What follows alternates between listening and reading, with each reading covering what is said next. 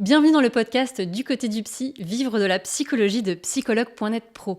Nous explorons ensemble comment les psys peuvent développer leur activité tout en préservant leur bien-être, la qualité de leur pratique et l'éthique professionnelle.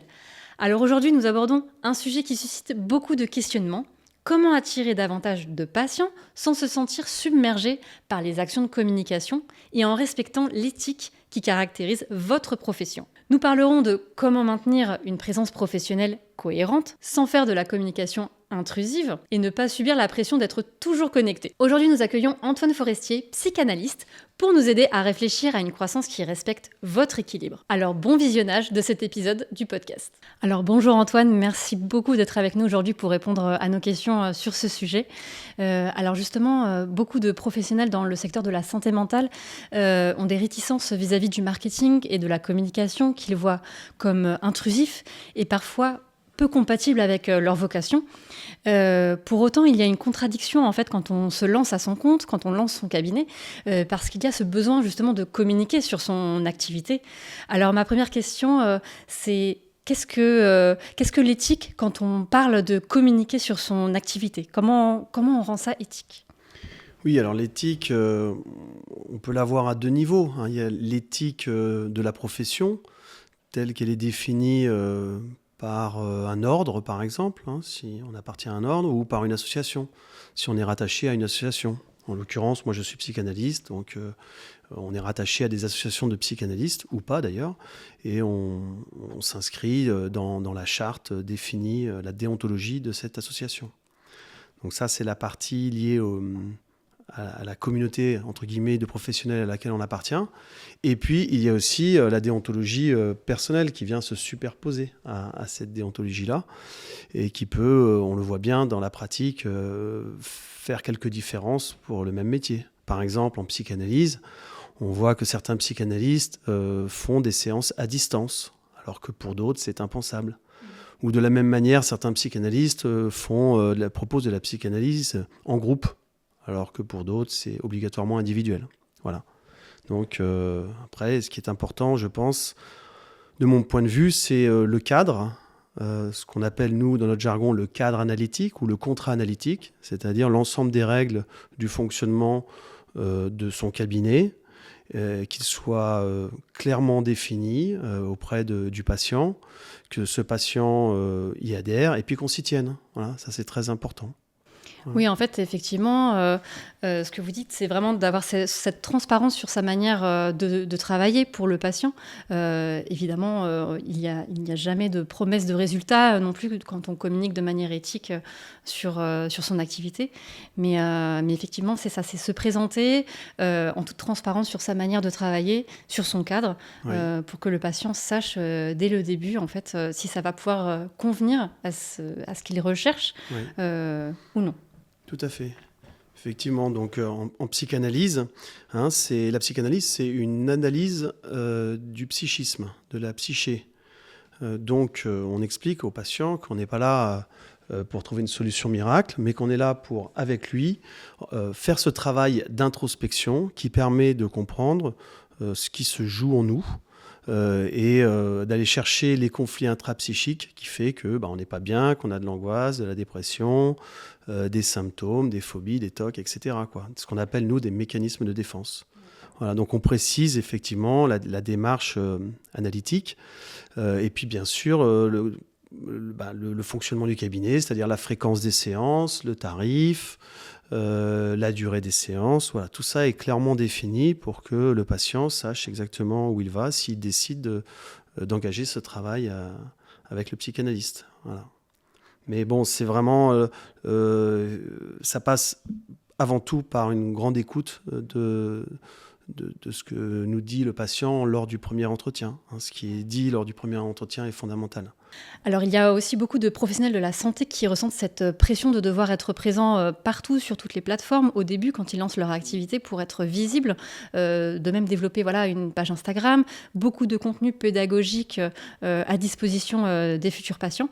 Est-ce que c'est vraiment nécessaire d'être présent partout et de façon continuelle quand on lance son activité ? Je ne sais pas si c'est nécessaire. En tout cas, moi, ce n'est pas comme ça que je fonctionne. J'ai souhaité être accessible à travers un site internet, voilà, donc, qui s'appelle antoineforestier.com. Et mon idée, c'est que si une personne, puisque je suis basé à Lyon, si une personne cherche un psychanalyste à Lyon et qu'il tape psychanalyste à Lyon, bah, qu'il me trouve. Voilà, ça a été ma priorité. Mais je n'ai pas mis en place des contenus spécifiques sur les réseaux sociaux. Voilà. Est-ce que, au-delà de votre site, il y a d'autres canaux de communication sur lesquels vous vous êtes concentré ? Oui, bien sûr. Bah, écoutez, avec grand plaisir, psychologue.net, hein, qui effectivement est on va dire, on pourrait dire un annuaire, mais le terme n'est peut-être pas le meilleur, mais plutôt une plateforme qui regroupe tout un tas de professionnels de la santé mentale. Et effectivement, j'ai souhaité y être présent et c'est aussi une source de visibilité. Voilà. Oui, en effet, je comprends qu'au niveau local, vous avez vraiment concentré la visibilité sur le fait d'être présent sur la première page de Google en travaillant donc le référencement avec votre site, avec notre plateforme et les différents mots-clés. Oui. Quelles seraient les autres actions concrètes que vous recommanderiez à un psy qui lance son cabinet pour attirer des patients de manière éthique et durable dans le temps aussi ? Alors la première étape qui est fondamentale, c'est de se sentir prêt. Voilà. C'est-à-dire d'avoir un profond désir de créer son cabinet, d'en vivre et d'accompagner des gens. Voilà. Donc ça peut passer par une psychanalyse ou un travail d'introspection. Pour travailler sur soi en amont. Voilà, également. travailler sur soi et être au clair avec ce désir. Voilà, d'être bien aligné avec ce désir, si on peut dire les choses ainsi. Alors, une fois qu'on sait que c'est la direction qu'on veut prendre, après, naturellement, les choses vont se mettre en place. Alors, naturellement, il faut quand même anticiper une période qui va de 3 à 5 ans. Hein, c'est la période de développement, de création de sa patientèle. Donc, il faut l'anticiper à la fois financièrement, logistiquement, émotionnellement. Voilà, ça va être une période difficile, hein, avec des difficultés, des échecs, mais aussi beaucoup d'apprentissage aussi. Beaucoup d'apprentissage et puis beaucoup de bonheur, de gratitude à vivre tout ça, quoi. Ça permet aussi de poser progressivement le cadre, j'imagine, de lancer progressivement son activité. Oui, on apprend, on découvre, et puis ce qui est bien, c'est d'arriver à profiter de cette période, hein, que ce soit pas une période de stress permanent. Voilà. Donc c'est d'où l'avantage d'avoir bien travaillé sur soi au préalable pour que le chemin fasse partie du plaisir, hein, aussi de développer cette activité malgré la difficulté. Et comme vous dites, effectivement, on n'est pas sur le fait de remplir un agenda sur les 3 semaines après la création de son cabinet. On est sur vraiment une démarche qui prend plusieurs mois avant d'avoir vraiment un cabinet stable. Et il faut pouvoir effectivement gérer aussi ce côté émotionnel quand on se lance. Tout à fait, oui. Ouais. Après, une autre étape importante, ça va être l'accueil des patients. Voilà, l'accueil, c'est une étape clé. La première impression est fondamentale. Donc ça passe par beaucoup d'écoute, beaucoup d'empathie, et puis c'est aussi quelque chose qui vient avec le temps et l'expérience. Hein, voilà. Bien sûr. Et justement, en parlant de communication, j'imagine qu'il ne faut pas hésiter quand il y a des patients qui ont été satisfaits par un suivi, de leur demander peut-être des avis à publier sur son site ou sur d'autres plateformes pour faire marcher le bouche à oreille. Oui, c'est vrai que les avis sont importants. Donc, selon les patients, c'est quelque chose que je peux demander à la fin d'un travail.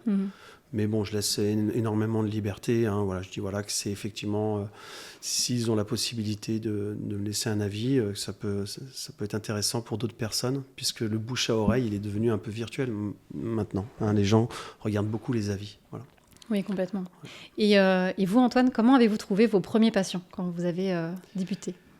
Alors moi, dans la première étape, ça a été de me présenter à tous les professionnels de Lyon qui pouvaient potentiellement être des personnes qui me recommandent, voilà, des prescripteurs, pardon. Donc je suis allé me présenter à de nombreux médecins généralistes pendant tout un été, pendant plusieurs mois. Je me suis baladé dans tous les cabinets de médecins généralistes de Lyon.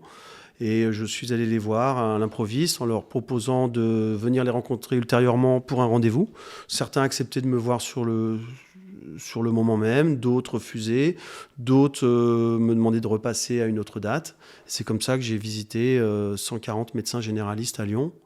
Et j'ai été très bien reçu. Ça a été vraiment super. D'ailleurs, si certains médecins généralistes me voient sur ce podcast, je les remercie. Et puis, j'ai des médecins généralistes qui m'envoient désormais régulièrement des patients. Voilà.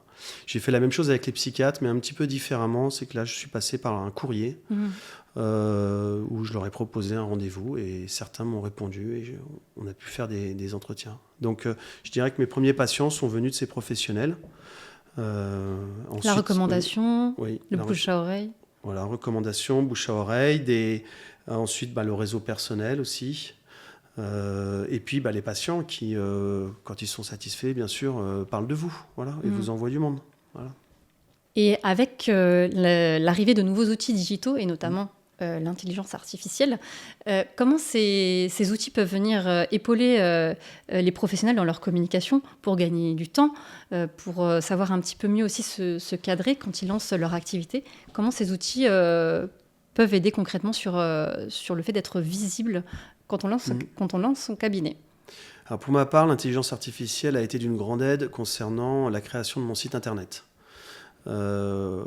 Aujourd'hui, des plateformes proposent des solutions avec l'intelligence artificielle qui vraiment facilitent la vie des personnes comme moi qui ne sommes pas des professionnels de l'infographie ou de la communication en ligne.